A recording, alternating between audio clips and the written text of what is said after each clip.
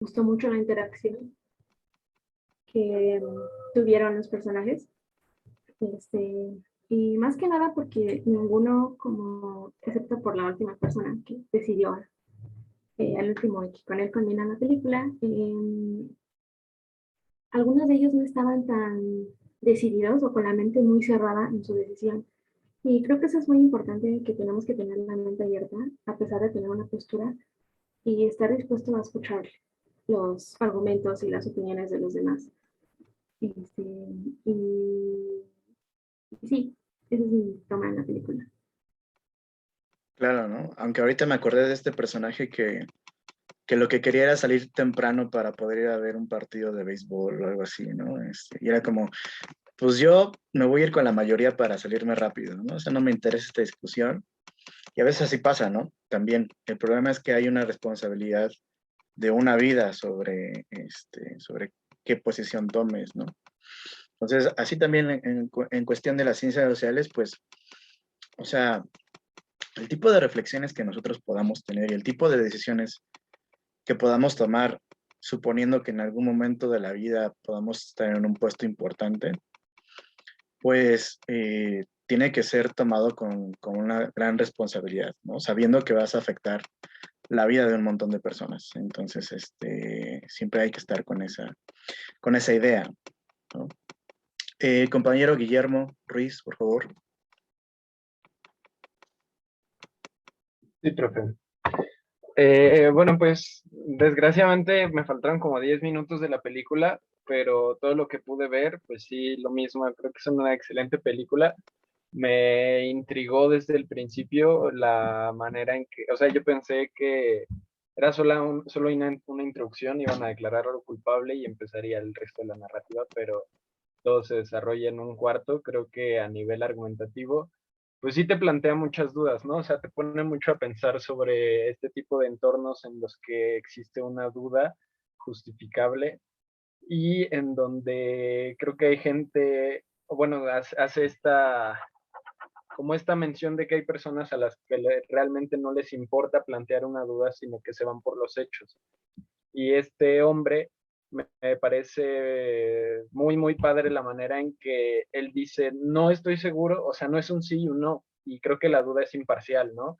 La duda es eso que ni siquiera está ahí, pero existe, es lo que te impide llegar a una conclusión y no significa que estés a favor o en contra, simplemente es imparcial y no tiene tintes emocionales, es decir, es un objeto del raciocinio que nosotros ocupamos, que nosotros tenemos a nivel muy inconsciente, que a lo mejor es incluso irracional. Una duda puede ser irracional, pero precisamente planteándola es que podemos llegar a argumentos mucho más interesantes y a develar, creo que cosas que van a, puntos de vista que van más allá de la vista, por así decirlo.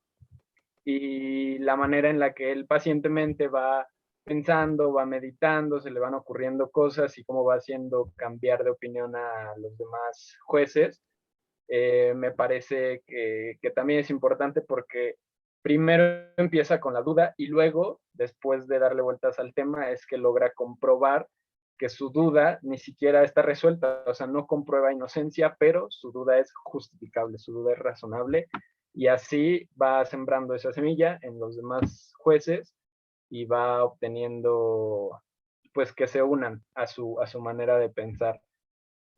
Como le digo, no terminé de verla, pero sí me gustaría después de la sesión o al rato terminar de verla porque realmente te pone a recapacitar y creo que es pues, una excelente recomendación de su parte. Gracias. No, pues gracias a ustedes que la vieron y qué bueno que les gustó. Me quedo con esta cuestión que dices de la duda, ¿no? O sea, un poco parafraseando de otra forma, lo que creo que tratas de decir es esta cuestión de que la duda precisamente es la apertura de posibilidades, ¿no? Cuando uno está muy seguro de algo, pues no hay más posibilidades que eso, ¿no? Uno se cierra a esta cuestión en la que cree y ya no hay más posibilidades, ¿no? Y esto no solo pasa en reflexiones académicas, intelectuales, ¿no? Incluso en nuestra propia vida cotidiana, pues de repente nos cerramos a una cosa y no queremos abrirnos a otra y se vuelve como una especie como de losa pesada que tenemos que cargar, porque no estamos dispuestos a dudar sobre eso, ¿no? Entonces, me parece que la duda es una posibilidad y es una oportunidad, ¿no? De encontrar nuevos caminos. La compañera Ana Paula, por favor. Sí, profe.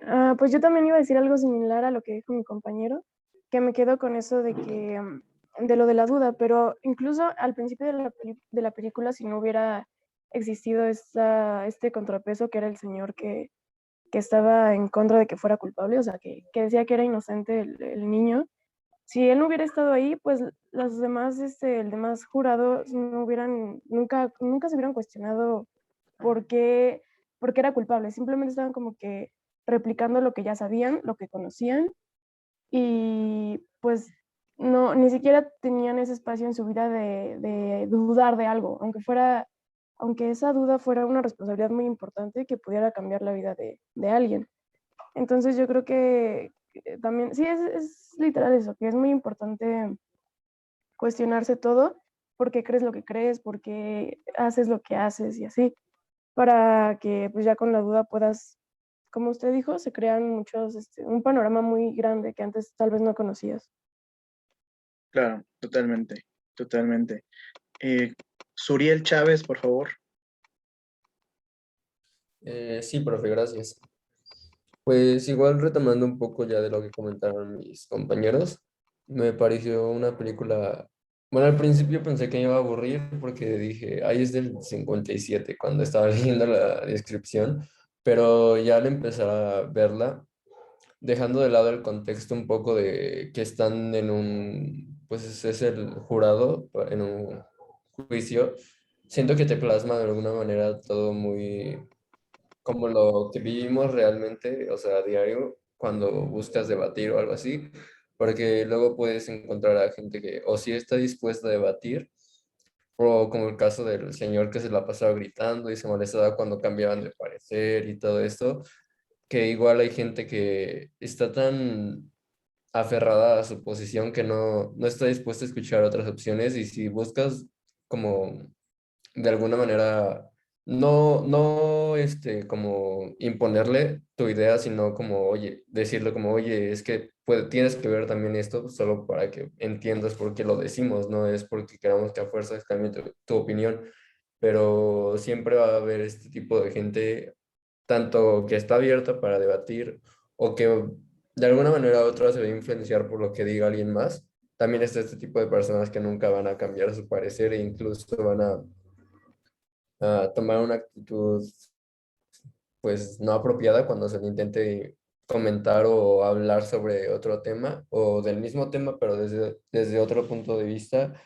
Entonces eso fue algo que a mí sí me gustó bastante porque siento que a diario nos vemos como en estas posiciones de que te puedes encontrar a cualquiera de las dos personas para cuando quieres debatir o incluso no debatir, sino simplemente entablar una conversación sobre algún tema.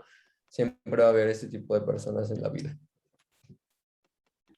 Claro, claro, ¿no? O sea, siempre, como tú dices, nos vamos a encontrar a alguien que no nos va a escuchar, ¿no? Y ahí no se puede hacer nada, ¿no?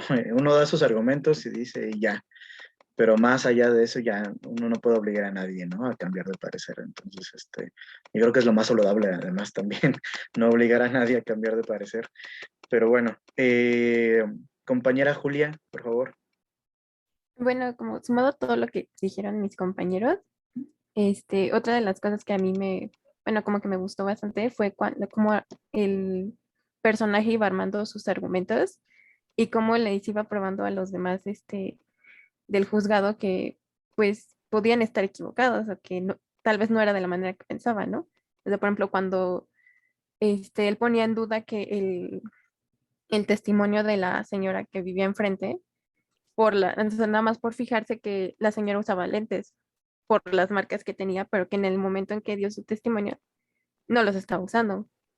Entonces, o sea, como de ahí llegó al hecho de que, pues cuando vas a dormirte no estás usando los lentes. Entonces, ¿cómo pudo ver a una persona desde 20 metros de distancia y distinguir perfectamente cómo sucedió y qué fue tal persona? O cuando el otro personaje estaba seguro de que, pues, como ya el chavo no sabía cuál era la película o qué actores estaban, y el otro pez le dice, ¿qué hiciste ayer? ¿Qué hiciste hace 2 días? O cuando que fue al cine, pues, ¿qué película viste? Y que al final, o sea, incluso este mismo personaje, pues, se acabó poniendo nervioso o no recordaba exactamente cómo él se llamaba la película ni quiénes actuaban. Y pues él daba por hecho de que, o sea, si no te acordabas es porque no la viste. Entonces, o sea, cómo ponían este, en duda lo que pues, los demás daban por hecho que pues así era. O que si ya decías, el te voy a matar, pues ya es así. O sea, que prácticamente lo ponía como culpable. Y que el otro personaje al final, pues dice, te voy a matar. Ah, entonces sí me vas a matar o no lo vas a hacer. O nada más lo dices para, este, como amenaza, pero pues nunca, o sea, como algo que dices en una pelea, pero que nunca vas a hacer. Entonces, como que esa parte me gustó bastante. Sí, claro, ¿no? O sea, toda esta cuestión de hasta qué punto nosotros también podemos estar seguros de lo que estamos diciendo, de lo que afirmamos y estamos hasta qué punto dispuestos a darle cabida a la propia duda y al propio error nuestro, ¿no? Que luego también es esa la cuestión, ¿no? O sea, que luego es una cuestión como de orgullo, ¿no? Que uno sabe que está equivocado, pero no está dispuesto a aceptar que está equivocado, ¿no? Porque ¿qué van a decir todos los demás si yo acepto que estoy equivocado, que soy un tonto, que no sé qué, ¿no? Entonces, también es una cosa que a mí me interesa que podamos hacer aquí, o sea, que sepamos que nadie es infalible, ¿no? Y que por tanto nos vamos a equivocar y que se vale equivocarse, que el hecho de que nos equivoquemos no quiere decir que alguien es tonto o que alguien es tonta o demerita todo a toda esa persona, ¿no? Entonces, por eso, digamos, ese era mi interés en el que la viera, ¿no? A lo mejor ustedes esperaban que les pusiera una película ya sobre el tema de la materia, ¿no? Sobre México y todo este rollo, pero me pareció importante iniciar con esta cuestión porque me parece que va a dejar muy bien sentadas las bases sobre las que yo quiero que se desarrolle la discusión en la clase, ¿no? Y que podamos abrirnos, ¿no? Eh, entonces, bueno, terminando con este tema, eh, pues me gustaría empezar entonces a tratar la cuestión de la lectura, ¿no? Este libro de María Eugenia, de los orígenes del neoliberalismo, en donde al menos este capítulo que leímos para hoy, pues trata de esta cuestión eh, sobre cómo se van conformando redes, ¿no? Círculos empresariales, círculos de pensamiento de intelectuales que van conformando organizaciones, que van conformando una red de intereses, que crean instituciones para defender esos intereses, llámese universidades, llámese asociaciones, publicaciones, ¿no? Se van organizando conferencias, etcétera, etcétera, etcétera, ¿no? O sea, realmente es una lucha cultural la que da la clase empresarial en algún punto de la historia en nuestro país, y no solo en nuestro país, o sea, fue una lucha cultural a nivel global, ¿no? Entonces, por eso yo, a la clase pasada, yo les mencionaba esta cuestión de Gramsci, ¿no? O sea, si han leído a Gramsci, me interesa mucho que se queden con la cuestión de la construcción de hegemonía en Gramsci y qué es la hegemonía, ¿no? No sé si ustedes ya vieron algo de Gramsci, si saben qué onda con la hegemonía, o si de plano no les ha tocado discutir este tema en algún momento. ¿Alguien sabe qué es hegemonía en Gramsci?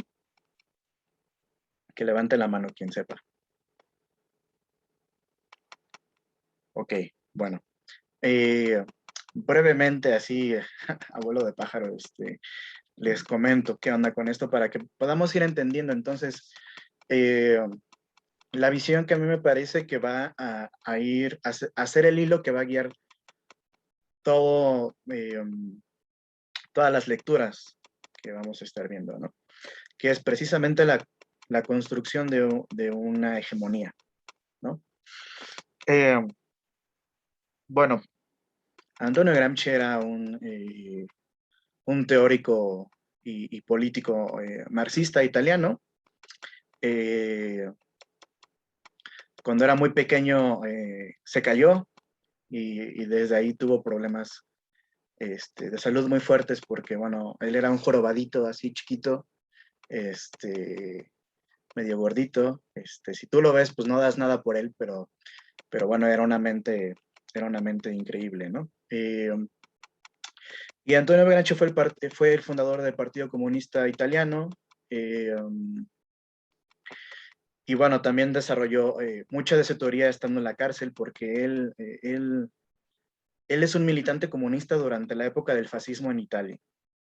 Entonces, en algún punto de su vida es encerrado en la cárcel por el fascismo, por Benito Mussolini, y es en la cárcel en donde desarrolla un montón de sus posturas teóricas, ¿no? Son los famosos cuadernos de la cárcel que ustedes pueden buscar en internet, ¿no? Que son los libros en donde él va desarrollando sus posturas teóricas, ¿no? Y bueno, él es un marxista, pero a diferencia digamos, de los marxistas más clásicos, de los marxistas, digamos, más ortodoxos, Gramsci tiene, tiene un pensamiento, digamos, un poco más abierto. Si los marxistas clásicos ortodoxos tenían la idea de que era la economía la que lo determinaba todo, es decir, supongo que esto sí lo han escuchado, ¿no? Es decir, que la economía es la estructura de la sociedad. Entonces, todo lo que está fuera de la economía vendría a ser la superestructura, es decir, el reflejo de lo que es la economía, ¿no? Y ahí podemos encontrar a la política, al pensamiento jurídico, podemos encontrar incluso el pensamiento de la familia, de la iglesia, etcétera, etcétera. El pensamiento social o cultural, ¿no? Sería lo superestructural. Entonces, en el sentido de estos marxistas clásicos, cómo esté organizada la economía, cómo estén organizadas las relaciones económicas, es cómo se va a organizar todo lo demás, lo político, lo jurídico, lo familiar, las cuestiones de relaciones de género, las cuestiones de relaciones laborales, etcétera, etcétera, etcétera. Gramsci va a pensar que esto no es tan así, ¿no? Que sí hay, sin duda, una influencia de la economía sobre lo cultural y sobre lo social, y sobre lo político, pero al mismo tiempo hay una influencia de lo político, de lo cultural, de lo social sobre lo económico, ¿no? Y entonces, es a partir de esta idea que Gramsci va a desarrollar su teoría de la hegemonía, ¿no? Hegemonía no es como cuando te dicen, no, es que el Real Madrid siempre gana la Liga Española y es hegemónico, ¿no? Porque siempre es el único que gana, ¿no? Hegemonía no es en el sentido tampoco como se entendía, por ejemplo, el partido hegemónico en México, ¿no? Porque el PRI era el que siempre ganaba, aunque había otros partiditos ahí chiquitos que más o menos empezaban a pulular. La idea de hegemonía en Gramsci es un poco más compleja que eso, y por eso me parece que es mucho más interesante. La hegemonía en Gramsci está sostenida en dos patitas, podríamos decir, ¿no? Por un lado, lo que él va a llamar la sociedad política, y por otro lado, lo que él va a llamar la sociedad civil. ¿Qué es la sociedad política? La capacidad que tiene el Estado o la clase dirigente, más bien es la clase dirigente, no el Estado como tal, es la capacidad que tiene la clase dirigente para imponer sus intereses a través de la fuerza. Y para eso depende de un montón de mecanismos, ¿no? El ejército, la policía, los juzgados, etcétera, etcétera, etcétera, etcétera, ¿no? Digamos, es el poder coercitivo del Estado. Pero dice Gramsci que eso no es suficiente para que pueda construirse una hegemonía, ¿no? Sí, porque cuando un Estado empieza a utilizar solamente la fuerza, y tiene que reprimir a sus ciudadanos para imponer sus ideas, eso más bien refleja una debilidad y no una capacidad real del Estado de dirigir a su sociedad. Entonces lo que dice Gramsci es, está esta patita, pero también está esta otra patita que es la sociedad civil. Y en la sociedad civil es en donde se van construyendo estas ideas o esta legitimidad que van a tener las decisiones de las clases dirigentes. Digamos, es la forma en la que las clases dirigentes hacen coincidir sus intereses o que sus intereses coincidan con los de la mayoría de la sociedad. Es como cuando, yo me acuerdo mucho de una vez que vi una entrevista de un vagabundo en España, de una persona que vivía en la calle, ¿no? Y por esa época la alcaldesa de Madrid estaba como y llevando a cabo políticas pues para deshacerse de las personas de la calle, ¿no? Para que no se durmieran en las bancas, etcétera, etcétera, porque decía que afeaban la ciudad, ¿no? Entonces le hicieron una entrevista a una persona de la calle y le preguntaron cuál era su opinión sobre estas políticas. Y él decía, a mí me parece que está muy bien, ¿no? Porque sí, ¿qué onda con esas personas de la calle que afean, ¿no? Él siendo una persona de la calle, ¿no? Eso es la hegemonía. Hegemonía es cuando de repente, no sé, Slim va a poner una nueva empresa y entonces el Estado mexicano le dice, ¿sabes qué? Pues no, porque eso va a afectar los intereses de una mayoría social, ¿no? Entonces, eso no, este servicio que tú quieres dar no te lo podemos dejar en tus manos, sino tiene que ser un servicio público, no se lo podemos dejar al mercado, ¿no? Y de repente sale la gente, la clase trabajadora a defender a Slim, ¿no? Diciendo, no, pues es que cómo no es posible, que no sé qué, que coarten la libertad de esa forma, no nos dejan el libre mercado, no nos dejan enriquecernos, ¿no? Etcétera, etcétera, etcétera, ¿no? Eso es hegemonía. Es la forma en la que las clases dirigentes dirigen, en términos culturales, el pensamiento de la sociedad. Y ahí ya no hace falta el poder coercitivo. Ahí ya no hace falta que venga la policía o que venga el ejército a imponerte esta forma de pensar, porque ya tú solito lo traes como un chip, ¿no? Hegemonía neoliberal, por ejemplo, es cuando alguien piensa que o alguien se siente culpable porque no se quedó hasta las 3 de la mañana estudiando chino, sabiendo que el chino es la lengua del futuro, y entonces es culpable de que le vaya mal en la vida, ¿no? Y de no haber podido, de no poder encontrar un buen trabajo dentro de unos años, ¿no? Es mi culpa, mi culpa, mi culpa, mi culpa, ¿no?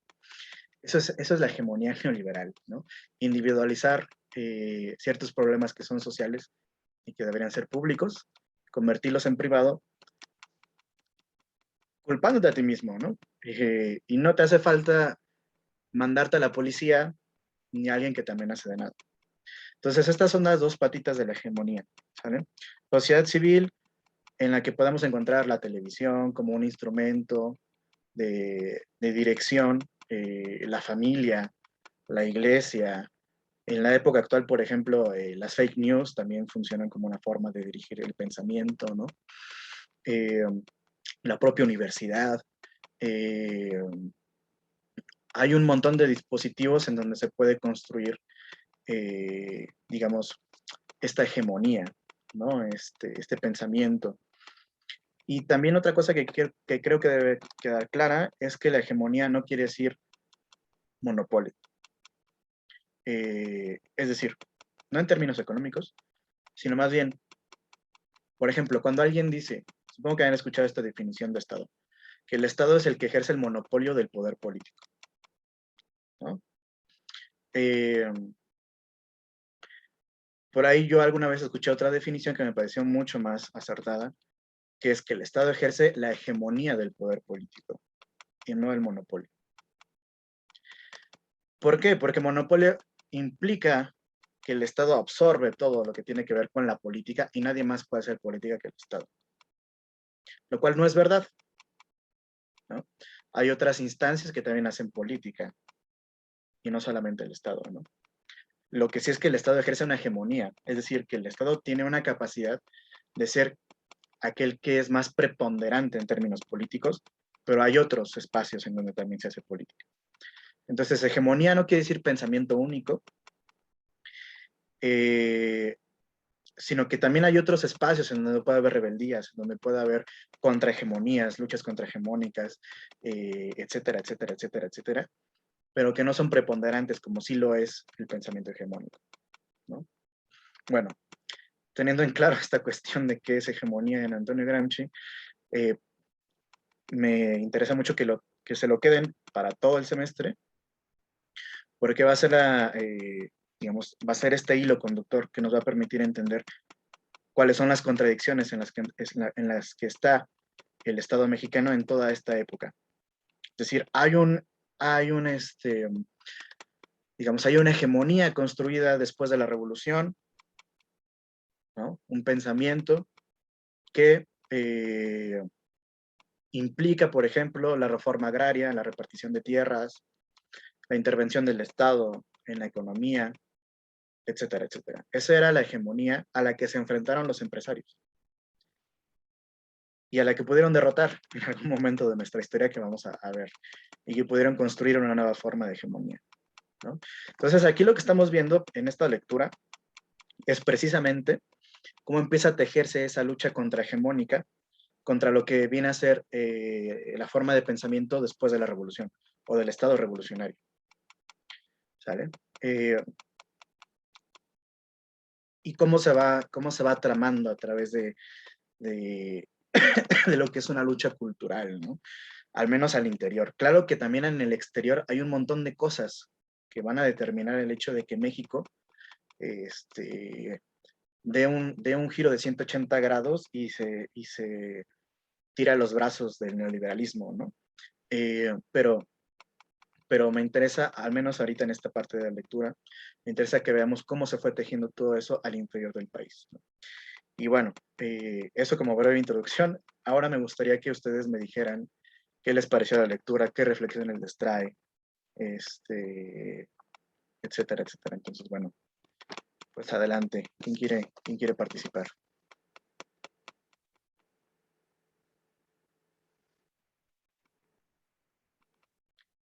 Pueden levantar la mano, ¿eh? ¿No? ¿Nadie no la leyeron o qué onda? ¿Qué pasó? A ver, ya empiezan a levantar. Ok, sí, compañera Magali, por favor. Sí, profe, gracias. Bueno, pues algo de lo que me quedó de toda la lectura es que muchas de las ideas, bueno, como de este cambio como de las características del Estado hacia un Estado como neoliberal que incidiera menos, perdón, que el Estado tuviera un papel con menor peso en lo económico. Me queda muy claro que no fue como que algo que al país le quedara como por imponer, sino más bien que se fue como que acoplando a las ideas de otros países. Y pues en la lectura lo explica, que son los dos ponentes, no sé cómo se pronuncian los apellidos, pero el hecho de traer estas personas y que los personajes de Laura y Tam, que como que planearan que planearan traer a estas personas para que expusieran sus ideas, es de cierta forma ir como introduciendo nuevas ideas y haciendo como un sistema de contrapesos, como para hacerles saber al Estado que se tiene que cambiar la forma de, de incidir económicamente si se quiere avanzar, y es algo que también se menciona en la lectura, que uno de los exponentes dice que en un estado atrasado como lo es México, no tiene otra opción que abrirse hacia el mercado exterior. Y pues creo que es algo que sí se me quedó como muy grabado, que no es como que una idea propia o como que una opción a la que México tuviera que acceder, sino que más bien se fue implementando por cuestiones de otros países, por cuestiones de personas como de terceras personas que creían que era lo mejor para México. Claro, ¿no?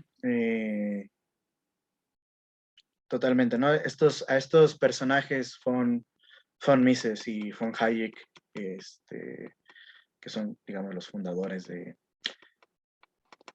estas ideas neoliberales, ¿no? E incluso hay un club en el que participan un montón de gentes más y obviamente ellos son partes del club, el club Mont Pelerin, que es un monte por ahí en alguno de los países nórdicos, ahora no recuerdo cuál, que era donde se juntaban todos estos grandes empresarios y élites a discutir sobre estas cuestiones que después se fueron expandiendo, ¿no? Y que obviamente pues ellos buscaban ser invitados a otros países, como lo fueron en nuestro caso, ¿no? A nuestro país. Eh, Incluso intelectuales de la talla de Karl Popper, ¿no? Bueno, a mí no me gusta Karl Popper, pero supongo que habrán por ahí leído alguna vez a Karl Popper o habrán escuchado alguna vez de Karl Popper, pero bueno, él también era parte de este movimiento, ¿no? Eh, Karl Popper, por ejemplo, tiene un libro que se llama La sociedad abierta y sus enemigos, ¿no? Defiende ideas liberales, ¿no? Y habla contra Platón, contra Marx y no recuerdo qué otro personaje, ¿no? Entonces, bueno,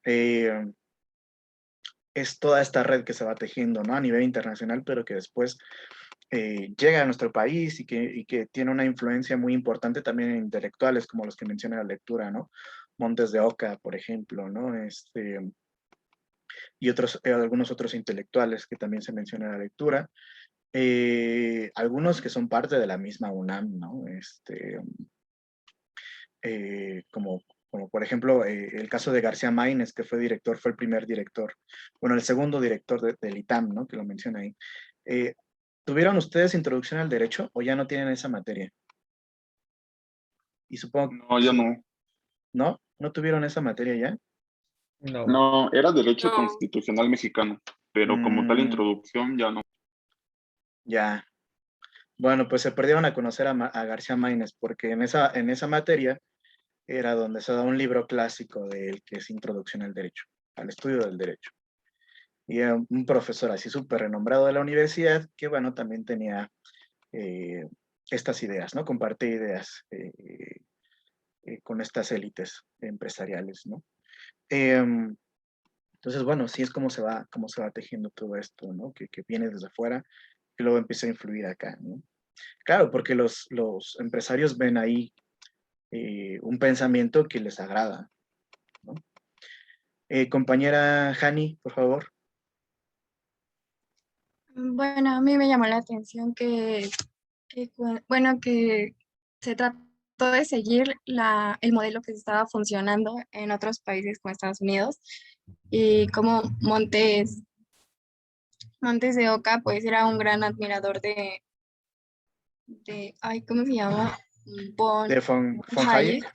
Hayek. Ya, sí, bueno, como trató, bueno, fue implementando sus ideas aquí para tratar de hacer el país un poco más desarrollado e implementar la industrialización.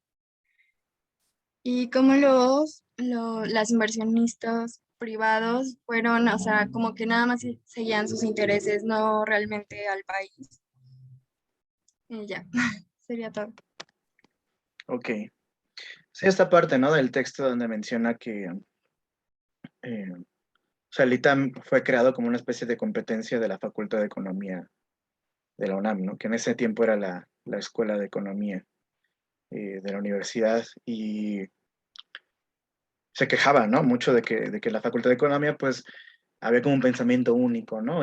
Que era el pensamiento marxista, rojo, izquierdista y no sé qué, ¿no?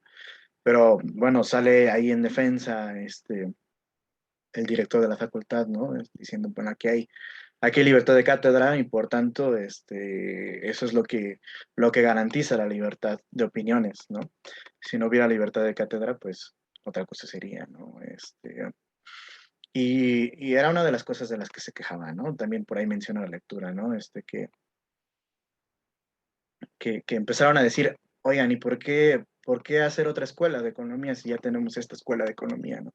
¿Por qué no apoyar financieramente esta escuela de economía, ¿no? Y obviamente, pues porque había un interés de que esta nueva escuela de economía, pues sí estuviera dirigida por un cierto pensamiento particular, ¿no? Entonces, el ITAM es parte de este gran plan, ¿no? Que, que viene asociado con la fundación de la Asociación Mexicana de Cultura, ¿no? Que por ahí menciona, con personajes como los Bayeres, ¿no? Que todavía ahorita los Bayeres son personas, de las personas más ricas de este país, y algunos otros personajes importantes, ¿no? Banqueros, azucareros, ¿no? Como el caso de Aaron Sainz, etcétera, etcétera, etcétera, ¿no?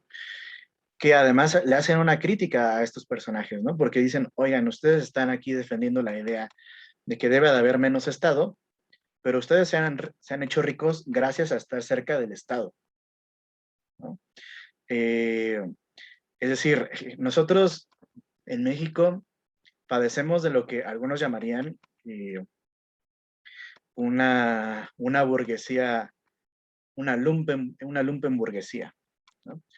Si alguna vez escucharon el concepto de lumpenproletariado de Marx, ¿no? Que eran como aquellos proletariados que estaban enajenados, que eran como parásitos y que no eran capaces de defender sus propios intereses, ¿no? En el caso de la lumpenburguesía son estos elementos de la élite burguesa que no emprenden, ¿no? Como se supone que en el pensamiento clásico liberal debería ser, ¿no? Que un empresario es alguien que emprende, que crea, ¿no? Que inventa cosas, ¿no? Como durante muchos años fue en Estados Unidos, ¿no? Que los ricos se hacían ricos porque financiaban inventos, financiaban desarrollo tecnológico, financiaban, etcétera, etcétera, etcétera, ¿no? Aquí no fue así. Aquí los ricos se hicieron ricos al amparo del Estado, pero no impulsaron ningún desarrollo tecnológico o un desarrollo industrial de algún tipo, ¿no? Y hasta la fecha sigue siendo así, ¿no? Los empresarios mexicanos, es muy marginal el apoyo y la creación de nueva tecnología que puedan estar apoyando, ¿no? Como crecimiento. Entonces, realmente los ricos aquí se hicieron ricos gracias a que primero fueron políticos, como en el caso de Aaron Sainz, que les vuelvo a mencionar, que tenía casi el monopolio del azúcar, pero que antes de tener ese monopolio, pues fue secretario creo que fue secretario de Hacienda, si no mal recuerdo, en algún momento de su vida, y participó también en la revolución, ¿no? Y era un obregonista. Entonces, lo que hacían era pasar del poder político al poder económico, ¿no? Porque estando en el poder político, ellos tenían acceso a ciertas riquezas, a cierta acumulación de riquezas, ¿no? Obviamente, pues por el despojo de las arcas públicas, ¿no?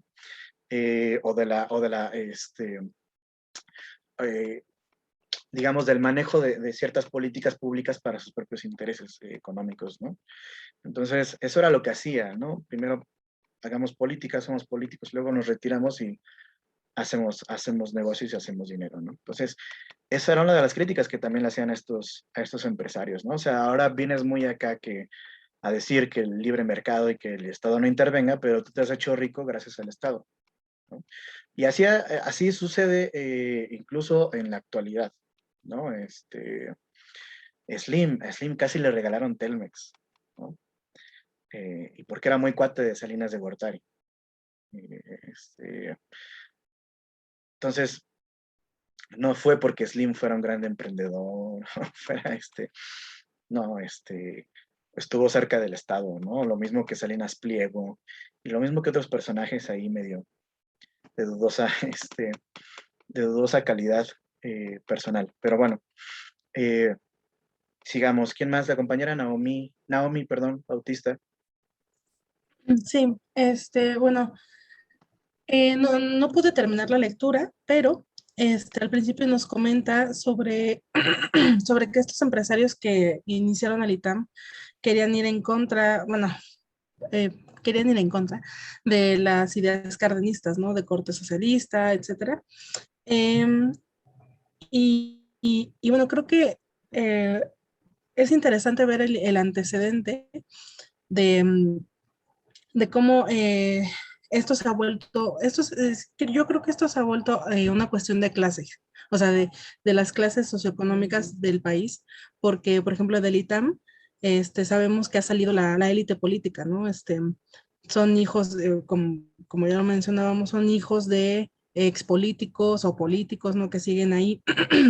Este, em, y, por ejemplo, aquí en la UNAM era la única opción, creo, en el país, como la universidad pública que es, era la única opción y a medida que, creo que podemos ver una división, a medida que va pasando el tiempo, a mediados del siglo XX, más personas de una clase social más baja va uniéndose a la UNAM, pero al mismo tiempo se abren estas escuelas privadas, en donde, pues claro, ¿no?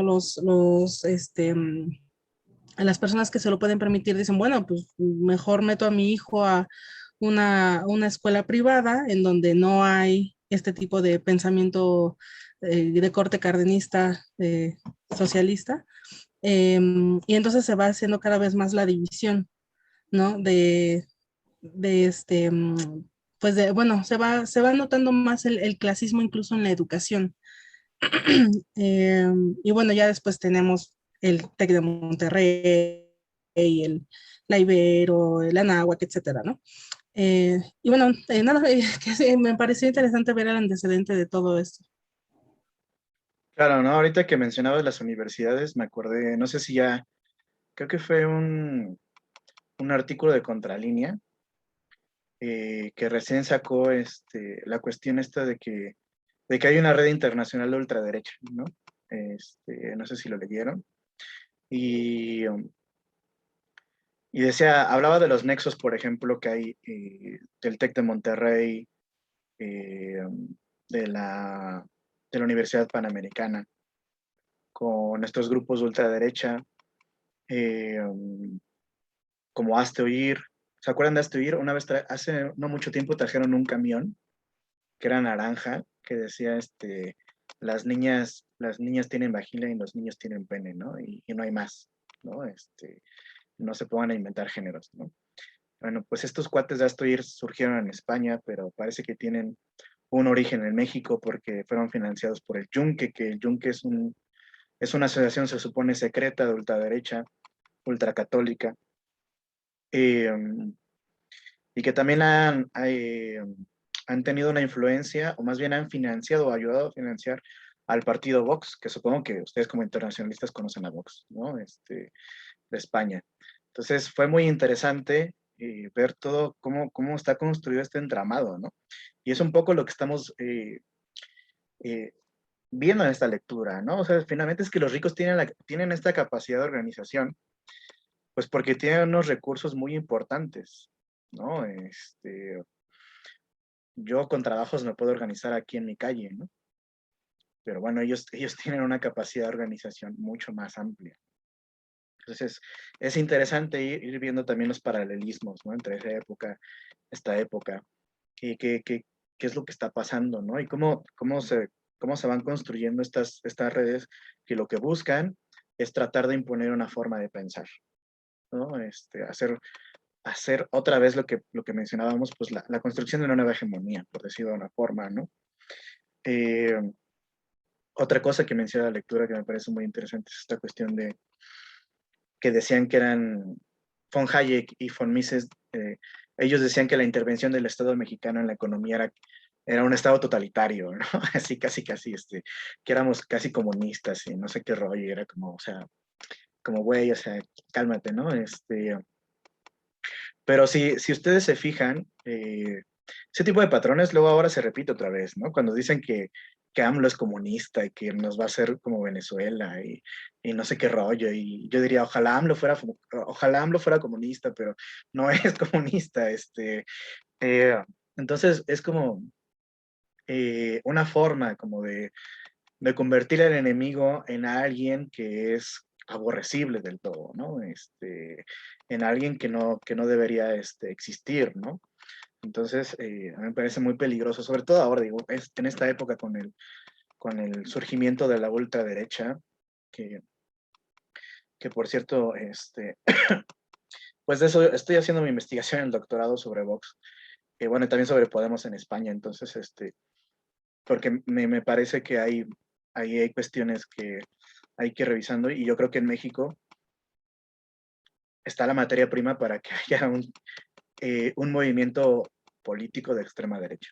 O sea, la gente que tiene ese pensamiento de extrema derecha ya está ahí. Nada más hace falta que alguien la junte. Pero bueno, continuemos. ¿Quién más? El compañero Alejandro Ortega. Sí, justamente los comentarios sobre la lectura.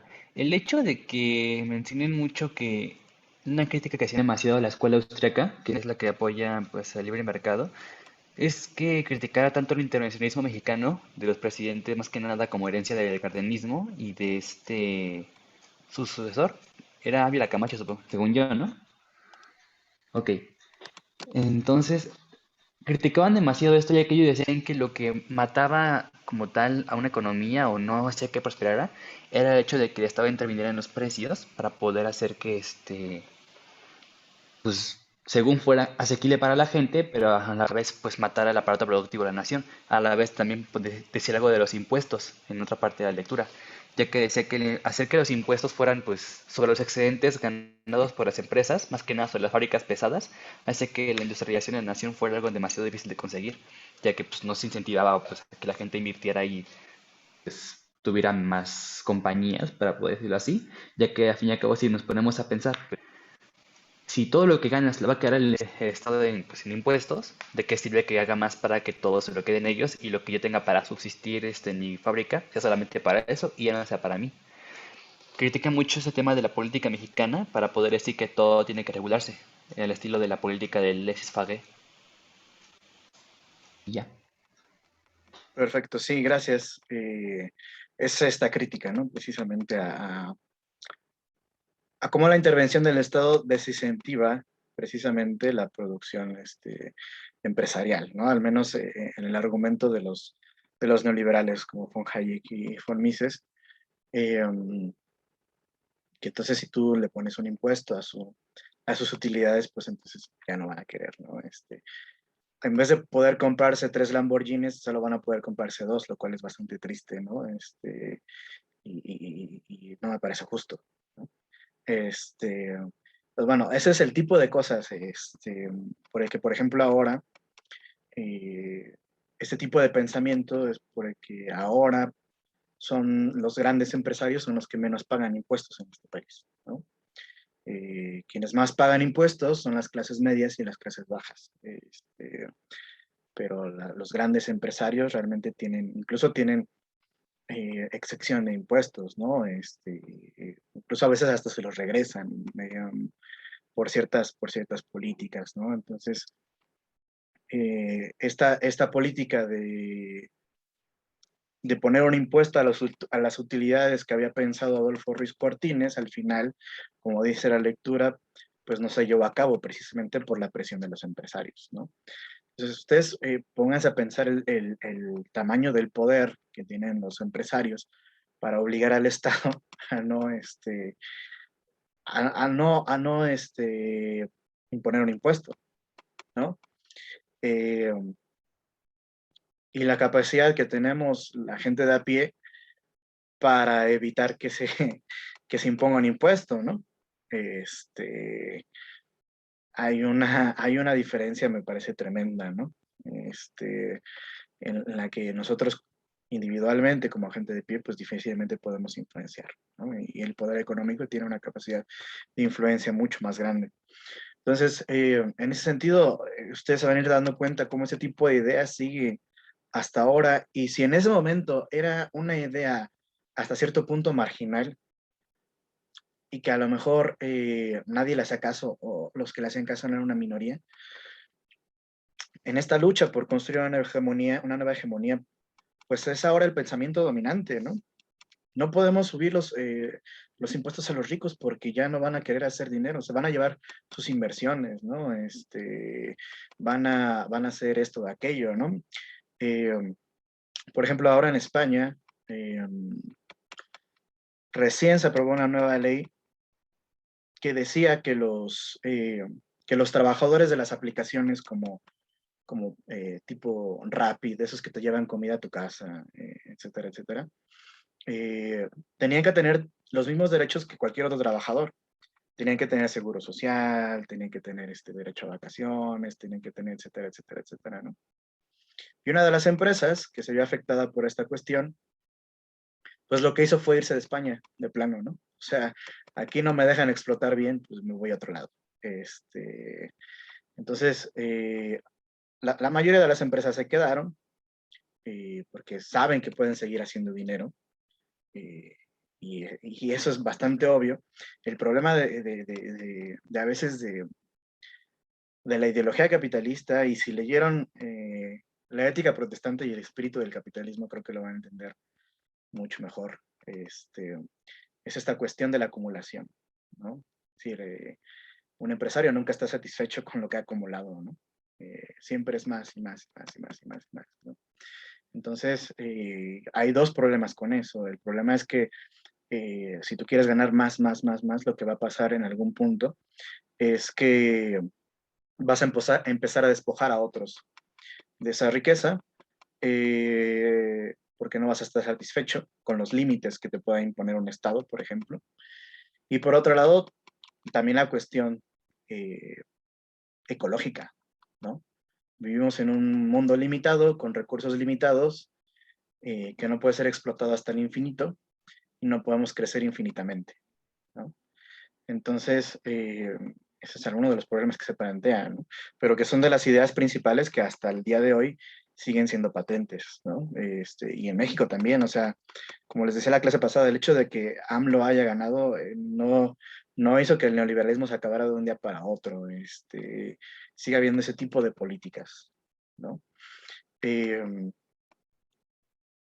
me parece que esta lectura precisamente lo que hace es permitirnos ver cómo empezó todo esto, ¿no? Incluso fíjense, o sea, fíjense cuando los empresarios empezaron a organizarse, o sea, ¿en qué año?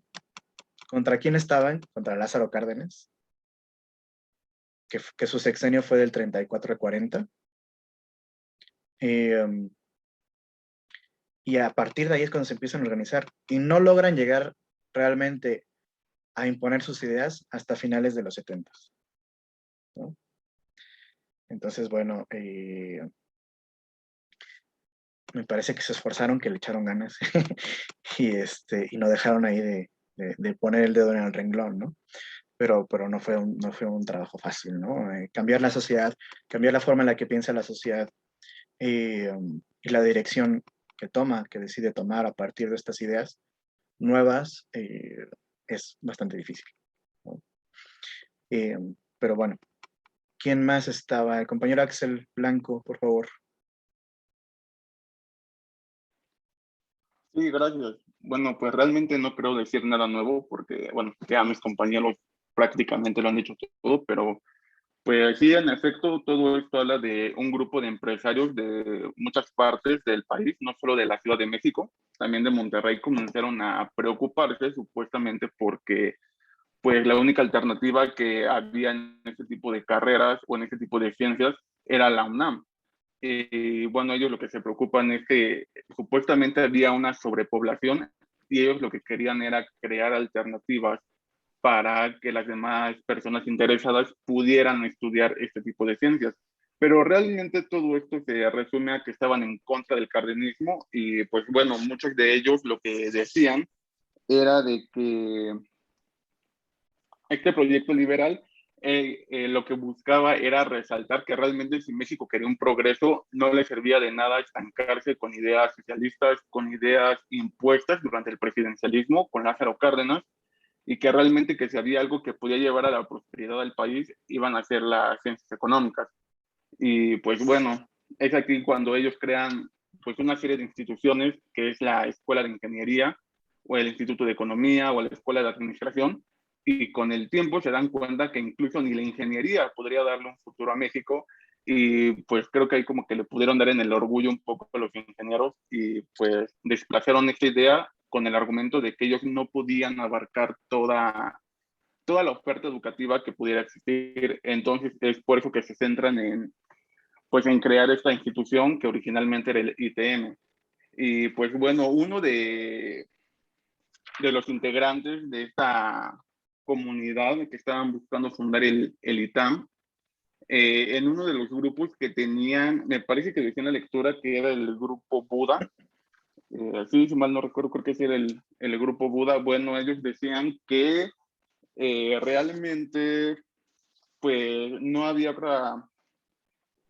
otro futuro, otra alternativa que seguir con las ideas marxistas que podrían estar en la universidad, cuando el ITAM originalmente impartía clases con el mismo plan de estudios de la universidad. Y pues es con ello cuando el presidente, creo que fue Manuel Ávila Camacho o Ruiz Cortines, creo que sí fue Ávila Camacho. Bueno, él como tenía también ideas socialistas del cardenismo, pues no tuvo otra opción más que admitir la solicitud de otorgarle la autonomía al ITAM. Y bueno, con eso ellos pudieron formar su propio plan de estudios y con esto dar esta supuesta transición para un pensamiento más liberal en este aspecto de la economía. Y pues bueno, ahí viene también cuando invitan a estos máximos exponentes de la Escuela Austriaca y de la Escuela de Londres para que vengan a pues, exponer sus ideas, y todos los estudiantes del ITAM pues estaban pues, demasiado emocionados porque iba a venir una de las máximas figuras. Y es cuando por primera vez también en la prensa aparece el término neoliberal. Y pues bueno, se comienza a platicar también que ellos pertenecían al club de los rotatorios, que eran pues todo este tipo de lugares donde exponían sus ideas, pero pues cuando Hitler entró al poder, pues terminó con todo este tipo de clubes en Austria. Y bueno, también se menciona mucho pues sí, el linaje de Montes de Oca, que fue un personaje también pues muy importante en ese contexto, y al final lo que hacen mucho hincapié es en una obra que surge de todos estos escritos, de estos ensayos de Montes de Oca, que era que se le conoce como los 10 artículos, me parece. Sí, los 10 artículos de Montes de Oca, que prácticamente pues es una compilación que se publica por primera vez en un boletín que era hay algo del informador, pero el informador económico. Se publica ahí por primera vez, y bueno, básicamente esta compilación lo que buscaba era crear, o bueno, más bien desmentir todos los principios opuestos de la doctrina de la libertad en el campo de la economía. Y pues bueno, es ahí cuando se crean esta serie de contrastes, y ya, es todo. Ok, perfecto. Muchas gracias, compañero. ¿Quién más anda por acá? Compañera Vianey Ángeles, por favor. Sí, profe, yo quiero retomar la parte de la lectura en donde se menciona, bueno, uno de los fundadores, me parece que es en el aniversario 50 del ITAM, dice que fue creado justamente para hacer que todos estos economistas, futuros economistas, comiencen a tener la idea de no intervención del Estado porque no están de acuerdo, y que es algo que en la Facultad de Economía, porque ellos tienen la idea de que es más de corte socialista, es algo que se les va como inculcando, y me parece interesante mencionarlo ahorita porque creo que está muy relacionado con lo que usted nos mencionaba de hegemonía, que desde ahí, desde esta parte como instituto, como universidad, se les va dando esta forma de pensamiento, inculcando todo esto para que ya posteriormente ellos como sociedad civil estén en contra de todas estas políticas. Claro, ¿no? Me alegra que lo digas de esa forma, o sea, que te quedó clara la cuestión de qué es hegemonía, ¿no? Y sí, o sea, el TAM vendría a ser un instrumento, al menos al principio, de una fuerza contrahegemónica por parte de los empresarios, ¿no? Contrahegemónica contra este Estado revolucionario, ¿no? Y en ese sentido, lo que plantea es construir una nueva forma de pensamiento, ¿no? Una nueva élite con una nueva forma de pensamiento, instruida desde otra perspectiva económica, ¿no? Sobre todo económica era lo que más les interesaba, ¿no? Muy bien. Compañera Tatiana Ángeles, por favor. Sí, gracias, profe.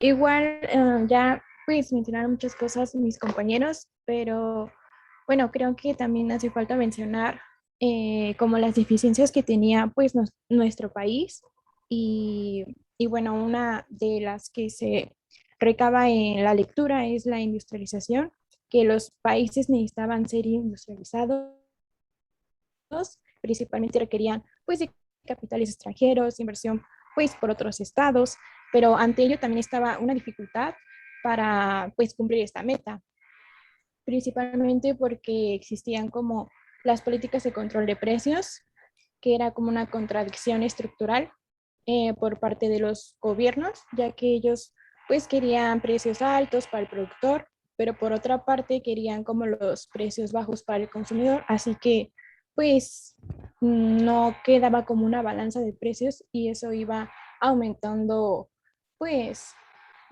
¿cómo se puede decir? La inflación y pues no llegaban a sus objetivos. Además que pues estas bases, tanto cuantitativas como cualitativas, no podían tener una mejor producción, no podían tener una, pues sí, un mejor trabajo para pues las personas aparte de ello. Y pues finalmente en la lectura pues nos dicen que recomendaban que el proceso de acumulación del capital en México fuera principalmente por el libre comercio, donde se debía de implicar pues la movilidad de capital, la llegada de capital extranjero y pues mejorar como nuestra movilidad de mercancías. Y pues siento que esto también es importante porque debemos recordar que pues ahora México tiene, bueno, una de sus, pues sí, un actor principal de nuestra economía es el comercio. Y pues es todo por mi parte. Muchas gracias. Sí, claro, ¿no? Creo que esta cuestión que tú mencionas de la inflación es precisamente uno de los dogmas neoliberales, es decir, mantener la inflación lo más baja, el gasto también lo más bajo, y depender únicamente de nuestra capacidad de exportar, ¿no? En términos macroeconómicos. Eso sería, ¿no? Lo que hasta hace no muchos años empezó a pensarse, ¿no? Que debería ser, o cómo debería funcionar nuestra economía. Si antes de eso había una política de protección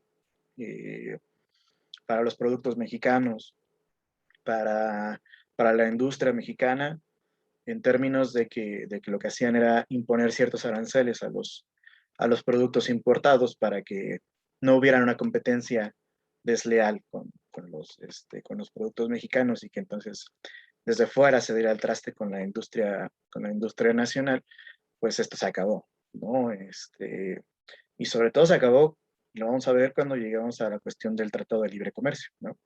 Pero forma parte de estas ideas que nacen en este tipo de redes interpersonales que van construyendo las élites empresariales y una parte de la élite intelectual que simpatiza con estas ideas, pues ya trae todo esto, ¿no? O sea, al final sí se va a aplicar como una receta eh, casi dogmática, como una imposición, ¿no? Y bueno, nosotros ya hemos, bueno, a lo mejor a ustedes ya no les toca tanto, todavía son más jóvenes, pero uno ya de mi edad, pues ya le tocó vivir casi toda su vida en el neoliberalismo, ¿no? Y ya se fregó, o sea, ya comprar una casa va a ser una cosa muy difícil, no sé, hacerse de un patrimonio, ¿no?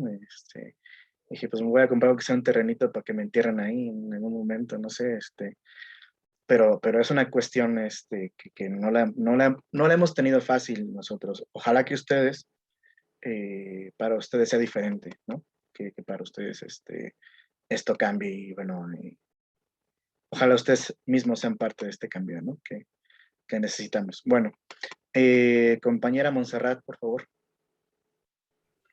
Sí, bueno, algo que a mí me parece importante destacar es el impacto que tuvieron las y los egresados del ITAM en el gobierno mexicano. Estaba leyendo que, pues bueno, estos egresados ocuparon en un 4% de los puestos públicos en México.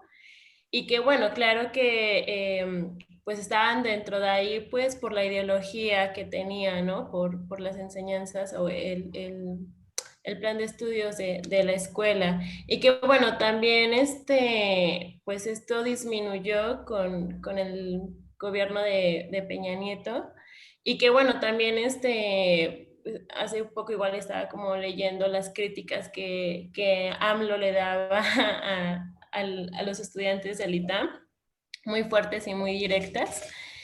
Y bueno, otra parte de justamente lo último que comentaba de que ha vivido toda su vida en el neoliberalismo y la situación difícil que es, no sé, para nosotros comprar una casa, etcétera, pues creo que también se han creado como otras alternativas a eso, como son los comunes, pues estas organizaciones de personas que dicen, bueno, ok, entendemos que existe esta tierra, entendemos que existe el agua, que podemos trabajar entre todos, que a lo mejor, no sé, es muy difícil tener no sé, un huerto en tu casa, pues bueno, trabajemos todos juntos para mantenerlo, etcétera, tener soberanía alimentaria y demás. Y también está este tema de los comunes cerrados, como ya más he visto en el modo capitalista. O sea, podemos ver estas casas en las que comparten que piscina en común, que gimnasio, que tal vez para una familia, una persona sería algo imposible de obtener, pero bueno, ya en estas circunstancias, pues ya es más accesible. Sí, hay esta cuestión, ¿no? Yo luego me pongo a soñar y digo, un día me voy a ir a vivir a un pueblito ahí, a sembrar con un montón de gente y ya olvidarme de todo este asunto, ¿no? He visto, por ejemplo, videos ahí en YouTube de gente que se va así como a ver pueblillos y me acuerdo mucho de uno, que se va a un pueblo en España abandonado. En España hay muchos pueblos abandonados, también precisamente por esta cuestión de falta de apoyo al campo, ¿no? Que implica el neoliberalismo en términos globales, ¿no? Y había unos chavos ahí, o sea, una comuna, como tú mencionas, viviendo ahí, sembrando no sé qué tanta cosa, viviendo sin una autoridad, el mundo ideal anarquista, ¿no? Todo muy horizontal el rollo, ¿no? Incluso estaban criando una niña que no era, o sea, que todos eran como la familia de la niña, ¿no? No como papá y mamá, sino que todos la criaban, etcétera, ¿no? Que me parece muy interesante. Espero hacerlo algún día y no hacerme viejo antes de poder hacerlo. Pero también, por ejemplo, esta otra cuestión que a veces, em, que el capitalismo como que trata de hacerlo ver como una cosa bonita, que me acuerdo mucho que veía luego en noticias del País, por ejemplo, ¿no? Del periódico El País. El co-living está de moda, ¿no? Que así le ponían a esta cuestión de tener que vivir con un roomie, ¿no? Porque pues no tenías para pagar un cuarto para ti solo, ¿no? O un departamento para ti solo, ¿no? Y era como, los jóvenes se niegan a comprar, una vivienda para ellos, ¿no? Y, se niegan como si, sí, o sea, es que yo no quiero, ¿no? Me parece horrible la idea de pensar en comprar un departamento o una casa para mí, ¿no? Entonces, de repente los medios de comunicación te lo cambian y te lo quieren hacer ver como una especie como de moda, ¿no? Como entre los jóvenes, de co-living y con no sé qué, y toda esta cuestión, ¿no? Y lo que hacen es como legitimar un poco esta cuestión de esta desigualdad y de esta marginación, ¿no? Entonces, pero bueno, yo espero un día irme a vivir a un pueblito, espero que mis sueños se hagan realidad. Compañera Vianey, por favor. Algo que llamó mi atención de la lectura es que, bueno, el poder fáctico que tiene la televisión. Estuve investigando y pues en ese tiempo estaba como en el canal 4 la mayoría de anuncios sobre empresarios Ya después vi que en los 70, no recuerdo el año, en el 72, 73 creo, comenzó con Televisa y bueno, es algo que continúa hasta la actualidad. Creo que uno de los temas más actuales podría ser el personaje que crearon de Peña Nieto y también que en las elecciones que pasaron hace poco, en julio, ¿no? Bueno, que pasaron, Ajá. igual había muchos comerciales sobre política en estos canales que son pues los más vistos, no solo en México, sino en América Latina. Claro, el poder de los medios de comunicación ha sido una palanca de apoyo para imponer este tipo de pensamiento, para construir hegemonía, ¿no? Y sin duda que han tenido pues un impacto muy fuerte, ¿no? Ahora hacen memes y todo eso y se burlan, ¿no? Pero, por ejemplo, esta situación de que la mayoría de las películas mexicanas te pintan a los mexicanos como que todos son fresas y viven como en un lugar así con piscina y todos son blancos, güeritos súper guapos, ¿no? Y como si ese fuera como el prototipo del mexicano, ¿no? Y que no solo en las películas, ¿no? En las series de televisión, la sirvienta indígena, ¿no? Como la que por su misma condición es lo único que puede hacer es ser una sirvienta, ¿no? En una casa, etcétera, etcétera, etcétera, ¿no? O sea, realmente, o sea, el impacto de los medios de comunicación es muy, muy importante, ¿no? Y precisamente es una de las formas en las que más se ha estudiado en los últimos años cómo se construye la hegemonía, ¿no? La propia hegemonía desde ahí. Y ahora también en los medios digitales, ¿no? En las redes sociodigitales, Instagram, Facebook, etcétera, etcétera, ¿no? Toda esta cuestión de que en nuestras redes sociales hay como una especie como o estamos más bien como en una especie de cuarto cerrado en el que solo escuchamos nuestros propios ecos, ¿no? O sea, solo vemos lo que ya pensamos, ¿no? Porque agregamos a personas que piensan como nosotros, que son como nosotros, que pertenecen a la misma, franja social, ¿no? Etcétera, etcétera. Entonces, eh, si a nosotros no nos gusta el comunismo, difícilmente vamos a seguir páginas que hablan de comunismo y solo vamos a seguir páginas que hablen sobre liberalismo, sobre anarcoliberalismo, sobre etcétera, etcétera, ¿no? Entonces, en realidad es como una autoafirmación, luego a veces lo que sucede en las redes sociales, y ahí no somos capaces de dudar, ¿no? O sea, en realidad lo que vemos, lo que dicen otros compañeros, perdón, otros amigos que podamos tener ahí o amigas, pues es lo mismo que nosotros pensamos, por eso los agregamos, ¿no? Somos parte de esta misma red de entramado, más o menos piensan lo mismo que nosotros. Eh, ya Bourdieu lo decía, ¿no? Si pueden leer algún día Bourdieu, es genial. Bourdieu hablaba de esta cuestión de la armonía social que nos va juntando, ¿no? Es decir, nos juntamos con otros porque sentimos que hacemos armonía con esas personas, ¿no? Porque nos entendemos, porque comparten gustos, incluso los gustos están determinados, al menos para Bourdieu, a partir de a qué clase pertenecemos, a qué clase social pertenecemos, en qué lugar de la escala social estamos, ¿no? O sea, a mí no me gusta el golf, y no porque pues no se lo aborrezca una cosa, sino porque nunca he jugado golf y porque pues acceder a un campo de golf a jugar no es una cosa que cualquier hijo de un pelado cualquiera pueda ir a hacer. Quien juega golf es porque tiene una capacidad monetaria importante, ¿no? Entonces, incluso hasta los gustos están determinados por nuestra posición social, ¿no? Eh, Les recomiendo ese libro que se llama La distinción de Bourdieu, cuando habla sobre eso. Eh, Entonces sí, o sea, volviendo al punto de los medios de comunicación, pues sí estamos